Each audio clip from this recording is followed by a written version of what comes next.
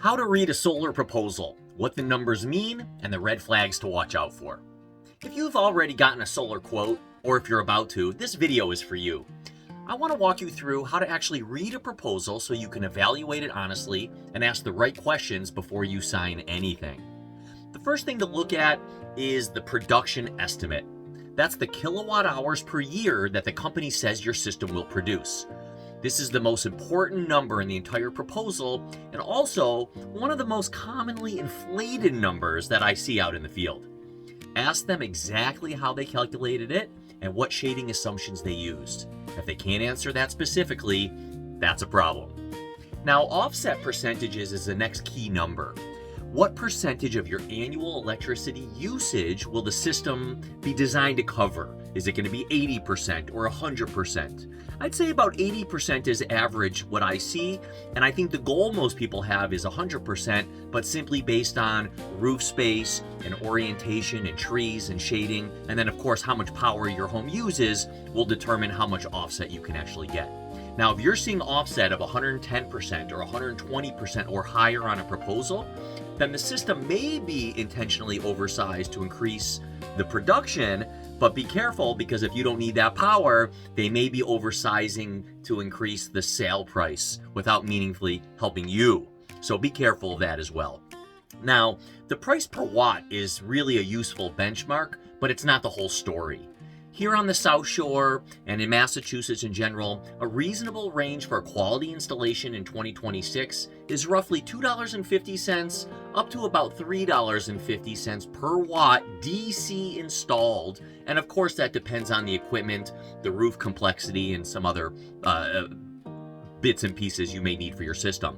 So very low prices sometimes mean lower tier equipment or installers who are cutting corners on permitting and engineering, and of course you don't want to get burned by that.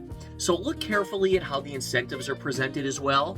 Every line item should be clearly labeled: net metering savings, smart program payments, Massachusetts state tax credits, sales tax exemptions. If a proposal includes the federal residential tax credit, the 30% that's now gone, stop right there. The credit expired at the end of 2025 for homeowners who purchased a system. So if a company is still showing you on a quote today, then they're either unaware of the current law or they're hoping you don't notice. So definitely be careful of that. Now, the payback period is often one of the more optimistic numbers in a proposal. Definitely ask how they calculated it. Specifically, what electricity rate they assumed and whether they used a rate, that escalator, to show what's going to happen to the price of power over time. A 5% annual rate escalator assumption looks very different than a more conservative 3%, and that can make payback period look many years different. Typically, I assume a 3% annual increase in energy prices, although historically here in Massachusetts on the South Shore, it's been closer to 8 or 9% as prices keep going up and up and up. Now, net metering credit value is another place to check the assumptions. Here we have full retail rate net metering. So what that means is, for every kilowatt hour you put into the grid, the utility company buys that from you. So it's an apples to apples, one credit in and one credit out. And that goes up to 25 kilowatts AC in most Massachusetts systems. So if a proposal models net metering credits at something lower than the current rate or higher, ask why. You want to know that. Now, equipment matters. Ask specifically what panels, what inverter, and what racking system the proposal includes. If the answer is vague or they won't name the brand until you sign, that's definitely a red flag. Some companies don't even show you the product. You sign up and it can just change for whatever they have in the warehouse or they got a good deal on. So be very careful of that as well. Definitely a red flag. Warranty coverage should be clearly stated as well.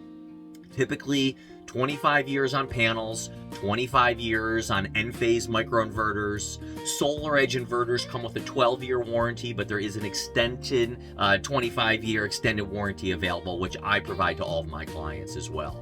So workmanship warranty from the installer is also something you want to look at, and that you're going to see 10, 15, 20, or 25 years as well.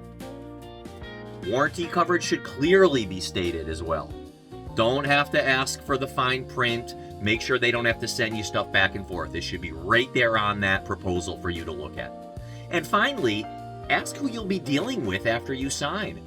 Will you have a direct point of contact, like a project manager? Or will you be handed off to a scheduling team or to a call center? What does the process look like between signing and installation day? You definitely want to know that. Typical installations here on the South Shore in Massachusetts, we're seeing between 6 weeks and about 3 months from the day you sign to start the project until the day the system is installed and then operational. So, a good solar proposal should be able to answer every one of these questions clearly and specifically.